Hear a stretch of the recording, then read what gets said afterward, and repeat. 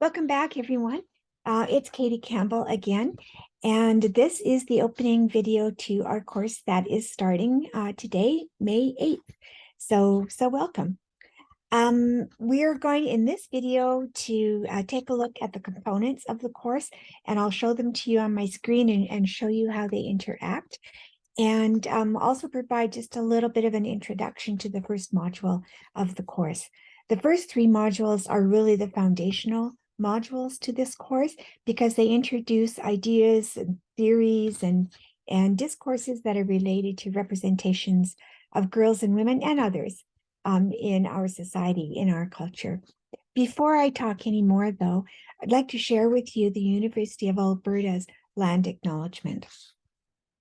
The University of Alberta respectfully acknowledges that we are located on Treaty 6 territory, a traditional gathering place for diverse Indigenous peoples, including the Cree, Blackfoot, Métis, Nakota Sioux, Iroquois, Dene, Ojibwe, Saulteaux, Anishinaabe, Inuit, and many others whose histories, languages, and cultures continue to influence our vibrant community. The University of Alberta said, "We're welcome to a diverse and welcoming community of over 1,300 Indigenous students from across the country. And Edmonton has the second largest Indigenous population of any city in Canada. We are also the employer of many Indigenous faculty and staff. Edmonton, we celebrate our Indigenous heritage, including the ancestral lands on which our university is based, located today, and we're very proud to be the only university in Canada with a standalone faculty of Native Studies. To acknowledge the traditional territory is to recognize its longer history, reaching beyond colonization and the establishment of European colonies, as well as its significance for the Indigenous peoples who lived and continue to live upon this territory, and whose practices and spiritualities were tied to the land and continue to develop in relationship to the land and its other inhabitants today.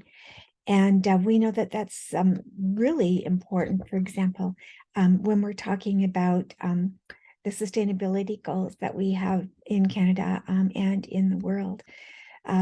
Women's and Gender Studies is very proud to be able to offer courses that relate to Indigenous knowledges. And we have various instructors and faculty members teaching those courses at the undergraduate and the graduate level.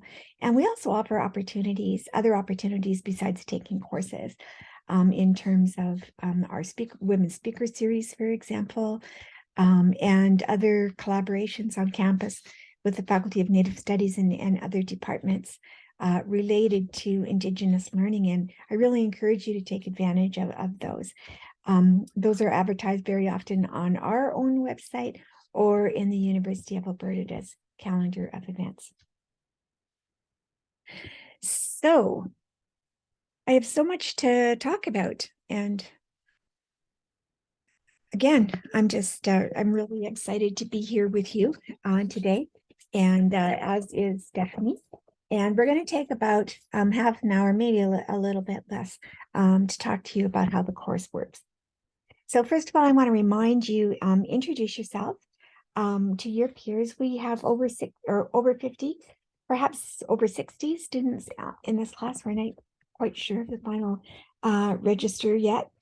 And you're not going to be seeing each other face to face unless you avail yourselves of that opportunity with WhatsApp or something else. So it's really helpful for people to understand who it is that they're talking to and the experience of you've had that shape you and from which your perspectives emerge. So this course actually has two homes. One of them is in eClass, and eClass is a learning management system at the University of Alberta, and it's really the administrative home for you. So it contains the class roster, grades, it contains the e-forums, and directions about how to proceed through the course. It also has the syllabus, the rubrics for your assignments, entry into your assignments, and places to post your assignments when you're done them.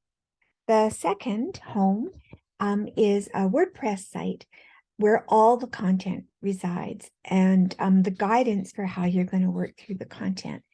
And we've chosen to use a WordPress site because we believe, as feminists do, that knowledge should be accessible and absorbable, and not just not hidden behind firewalls, or only for those who can afford a university education, for example, or have access to a university education. So the content in WGS 101 is in the public domain, and we're very proud of that. There is no textbook for the course. As I've said, for centuries, universities have been the social networking and professional training grounds for those in power, usually white, cisgendered males, and really only relatively recently been more open to women and other communities, BIPOC, Indigenous, LGBTQ, older adults, rural and distance learners, early school leavers, immigrants, and so on. And in my lifetime, actually, women were not always, did not always have access to various forms of learning or various departments and faculties. And so we keep improving, but it's still up to you to demand those rights to access and make your knowledge readily available as well. So the modules that we have in this course, there are 12 modules, are very structured modules. And if you take a look at WGS 101, you'll see that there are several parts that you work through in the modules, and then you return to eClass to take a look at whatever assignments there are, for example. So I'm going to show you some of those things right now.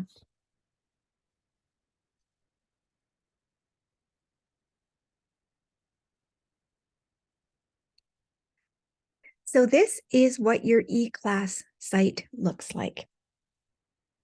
You get into it, you should have access to it from Bear Tracks.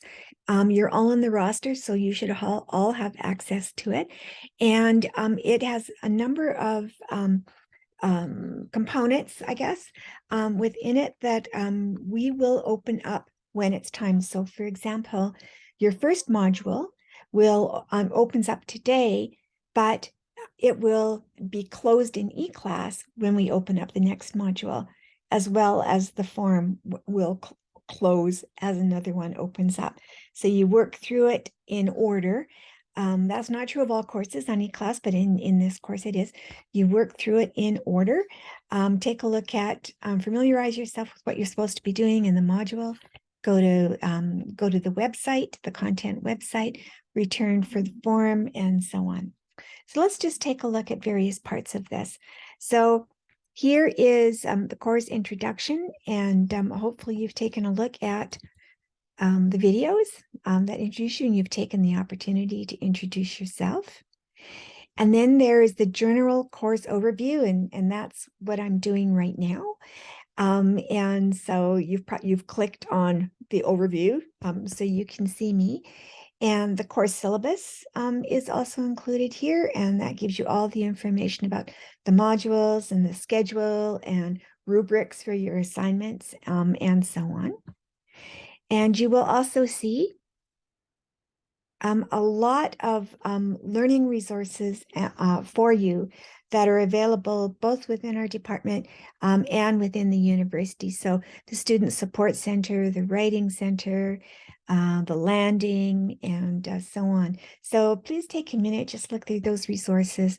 There's lots of support for you wherever you find your needs. And those a lot of those needs are dealt with in real time. They're not asynchronous. So there are places to go to meet people and to talk to them. And then we get here to module 1. And in module 1, there will be a check-in video. And for every module after that, there will also be a check-in video. So when the module opens up, you will first see a video saying welcome. It could be me, it could be Stephanie, just much shorter than this one is today. Just saying hello, perhaps picking up a few points that we saw in the form from the module before, some words of encouragement. There's a place to post questions, for example. If a lot of the same questions come up and we think that it would be really useful for you all to hear the question and the response, this is a place that will look at those as well. Some hints here about how to make a good eForum post. Remember that the participation grade is 15%, so it is significant. You are expected to participate in the eForum, and in just a few days, next week actually, we will divide you up into groups of 6 to 8 to 10, depending on how many are in the course. And those are the groups that you will stay with and discuss with during the course. So you'll see there that I haven't opened up discussion groups, but it is there.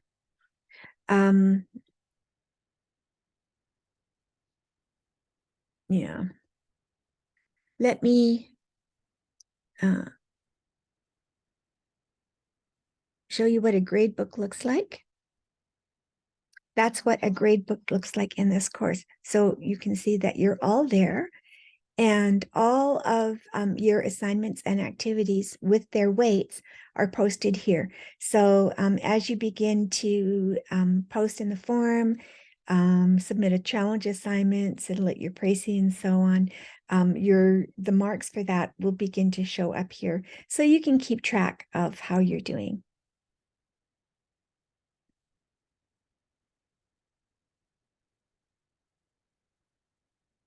And we're back to the beginning again of the module.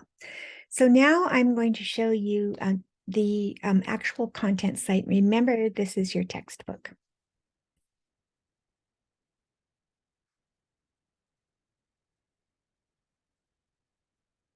Oh, sorry, I need to close that.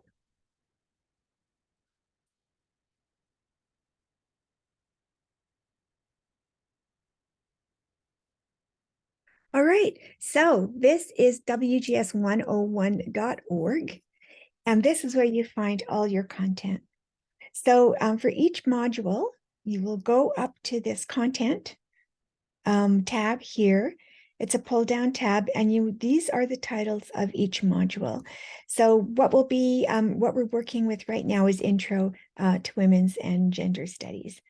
And then that will close, and Thinking About Gender will open up. Now, of course, it's going to close in eClass, but it's not going to close here. You can go back and forth to any module that you want and take a look and review. And if there's something that you particularly like, you can look at it over and over again. Use the content for some of your assignments. Your challenge assignments will be found here.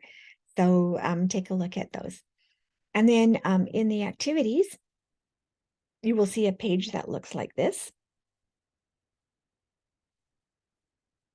And it talks about the kinds of things that we're going to do in this course. And here's some information about online learning, how to succeed online, what you should do in your assigned readings, how to be an active reader, studying your skills, how to write a good paper, and so on. So online learning, different kind of learning than face-to-face learning. And I'm sure you've all had experience with that now. If you're just joining us now at the university, you've had a couple of years of high school because thanks to COVID, where you were learning entirely online. May have been a good experience for you, may not have been a good experience for you. It's worthwhile reflecting on both of those things and trying to remember what worked well for you and continue to do it online here. The University of Alberta is a face-to-face university, but more and more students are demanding freer access, more flexibility in their learning. Faculty understand that there are things that can be done online that are not easily done face-to-face, and vice versa. And so I think the university is really moving towards a more blended approach to delivering courses to you. So we'll see several courses in women's and gender studies that are online, some asynchronous, some synchronous, some blended. I've taught several courses in the past couple of years that are hybrid. So I've had some students at home for various reasons, while others are in class at the same time. So you may find a mix of those. And the calendar should tell you what format the course is delivered in so that you can make good choices about that. So let's go back to content and take a look at intro and to women's and gender studies. So the content usually starts off with just a blurb about what the lesson is going to be. There are 3 to 5 learning objectives for each one of these modules. So when you take this, you need to check, I suggest anyways, that you check these objectives against your learning as we go along and see whether or not the objective is being met. If you find the objectives aren't being met, double check the content, double check the activities, see that you've understood what to do. If they still aren't being met, that's a good time to deal with that in a forum with the other members of your group, or to make an appointment with either Stephanie or me and see what's kind of going awry for you. I also suggest, if this suits your learning style, to make a list of your own objectives. They might not be exactly the same as these objectives, but when you have your own goals, again, you can go back and check it against the course and see whether or not you're meeting them and develop a plan or a strategy for meeting them. All right, so each one of these modules contains 3 main sections. The first section will be the big idea section. So it will always contain a little bit of audio. And generally the audio is from our department chair, Michelle Marr, who designed this course, excuse me, several years ago. And so you will be able to, oh dear, excuse me.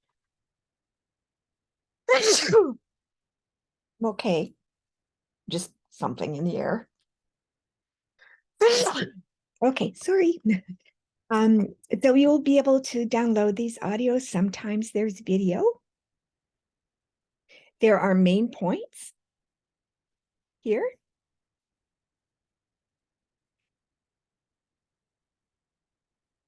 I'm just going to pause because I need to sneeze. Excuse me.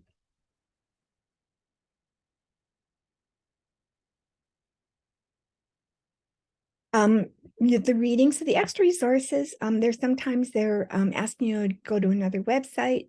Sometimes they're readings, like I said, sometimes they're a slice of a documentary, so they vary. But be sure to take a look at these resources. Here are some hints about how to look at them, how to understand them. And they're standard for each one of the modules. What's the author's main claim? Try to determine that. How does the author develop and support it? What do you take to be the author's purpose? Why did this person create this? And what kind of relationship is the author trying to establish with you? Because with active reading, you want to understand yourself as a co-author in a sense of these pieces. So you're contributing your own thoughts and understandings to the readings or to what you watch. You can see here that the reading can be downloaded. Here's just a little bit of background about that reading. Some more suggestions to help you be an active reader. So don't just read it and say, okay, read it. Take a look at some of these things and let them guide your reading.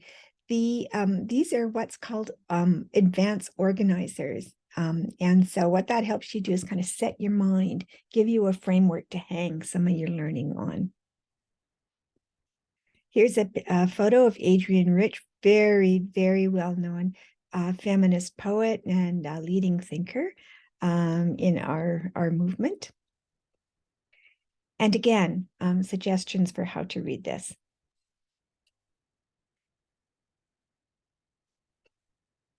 Here's a summary for this module.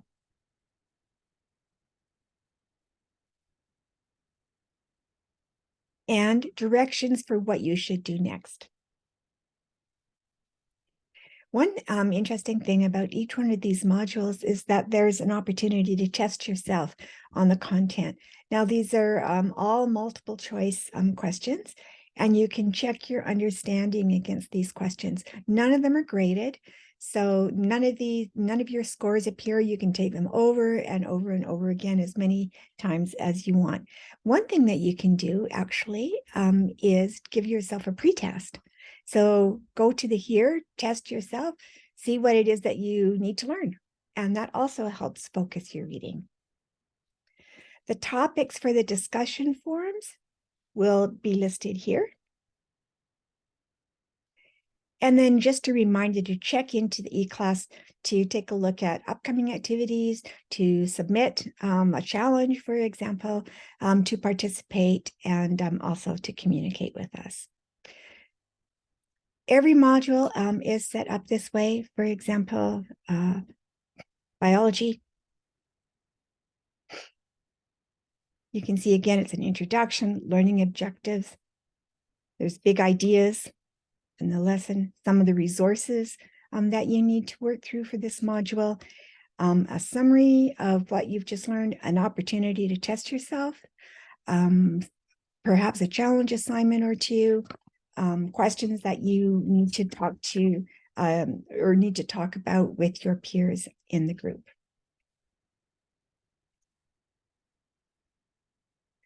So that's what the course looks like. It's set up in a very clear, well-structured format. Again, I need to remind you, you've got only 6 weeks to do this and 12 modules. So I'll, work through it efficiently. Make sure that you do it every day. Don't leave a few days because we're going to change modules every couple of days. But the content's still going to be there. So you can go back and refresh yourself. When you need information, for example, to complete an assignment, those modules will be open. So just a few welcoming introductory remarks, I guess, in terms of this module. First of all, I want to share a quote with you from Sudshou Lee, an American communication scholar, from his 2007 movie Dreamworld. He says, "Our ideas about what it means to be a socially acceptable woman or man is not biologically encoded into our genes. It comes from the stories our culture tells us about what is moral and what is not."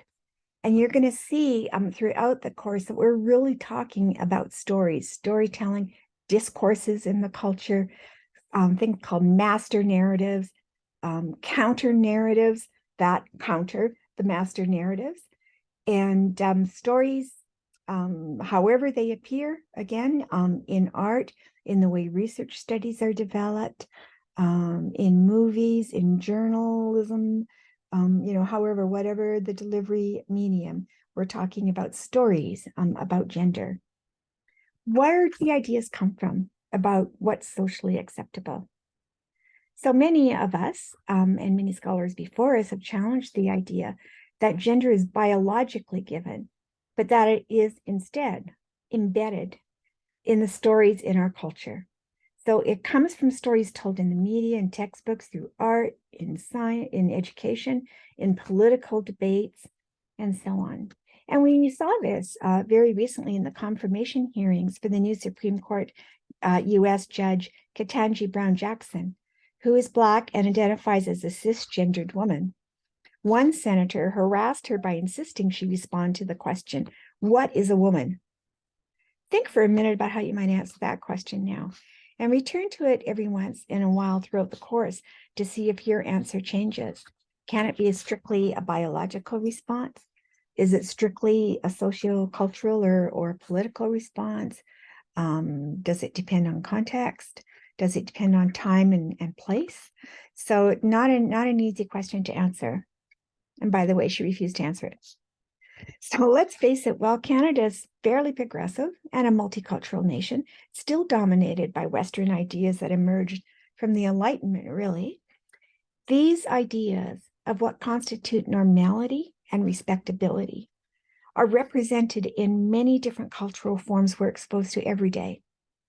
So we're going to think of these forms as stories, and we're going to ask in every module, what does this story tell us about a view of gender? In, for example, religion. And especially important to feminists, what does this story tell us about power? Because power is really key when we're talking about gender discourses and gender relations. Who has power? Who doesn't have power?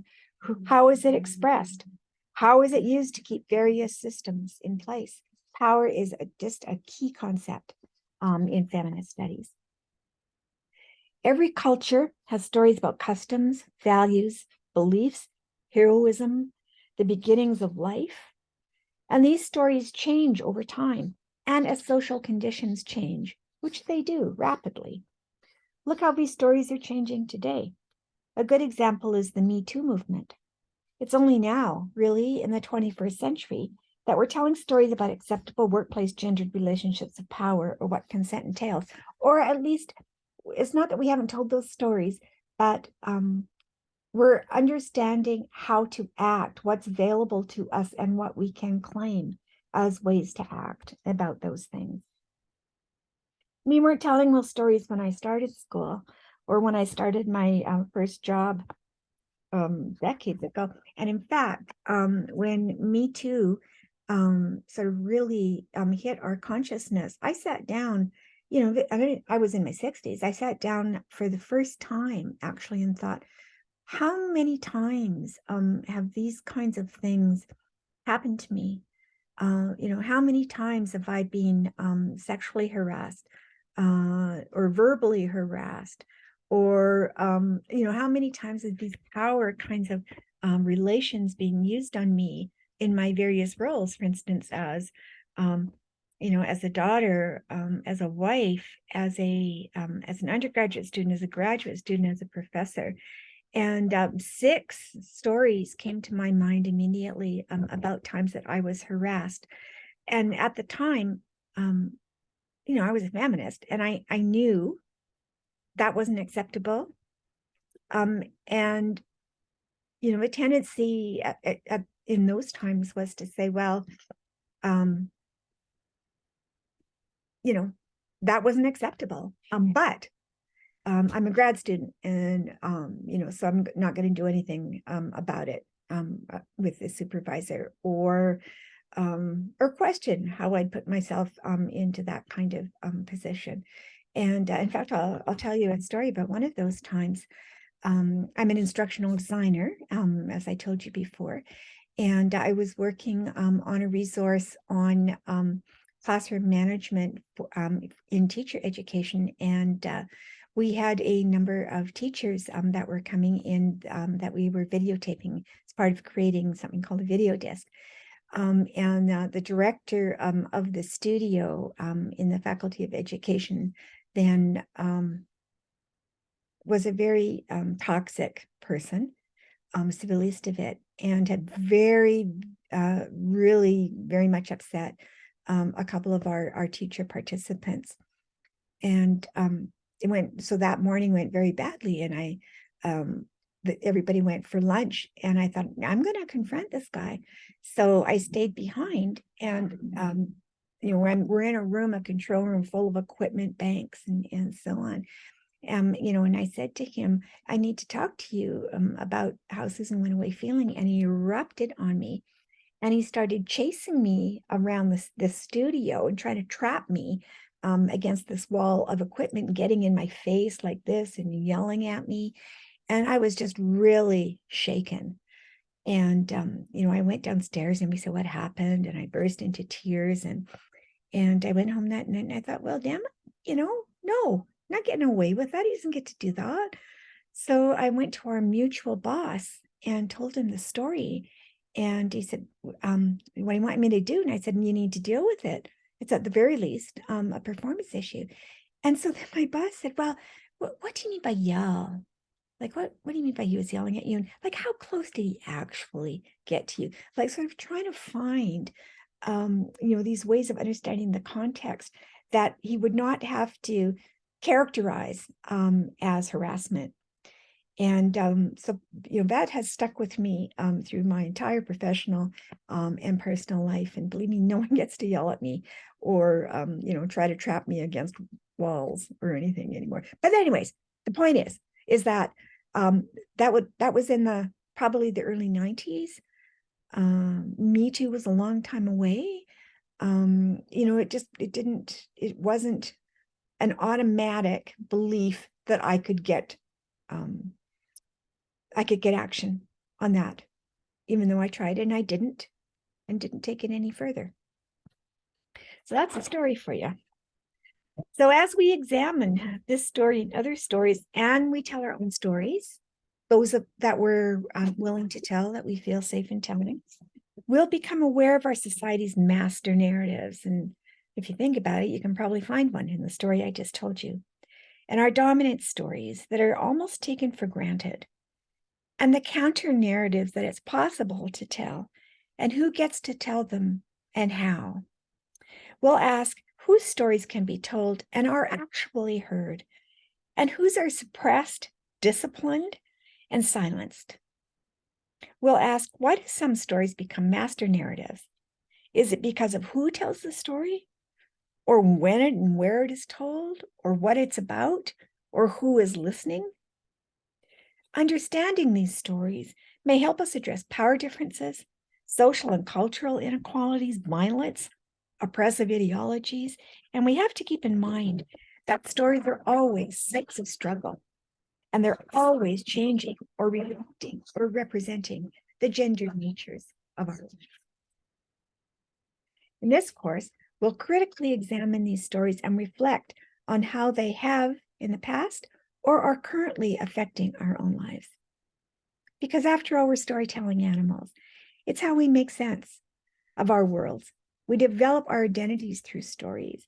And as we tell and retell and listen to the stories of others, our identities are transformed through storytelling, because storytelling is a cognitive and a social process.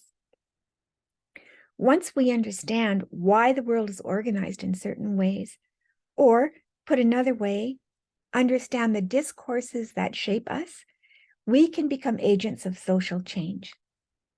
We can see what needs to be changed to make the world a more inclusive, accepting place, where the power is evened out, or reattributed, or redistributed. So that kind of sets us up, I hope. Here's a reminder to get in touch if you have questions. Office hours are by appointment.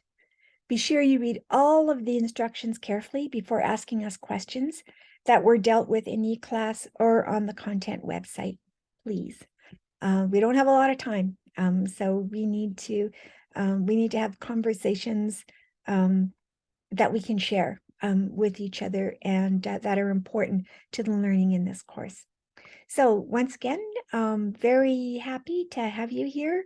Looking forward to the course. The first module is going to last for a couple of days, and 3 days, I think we've got it scheduled. Then we're on to the next, and then we're on to the next, and then we're on to the next. So I understand you have lives and probably jobs and other kinds of obligations, and I understand that it's going to be a whirlwind. Steffi and I will be here to help you through this. So good luck, and we'll talk to you in a couple of days.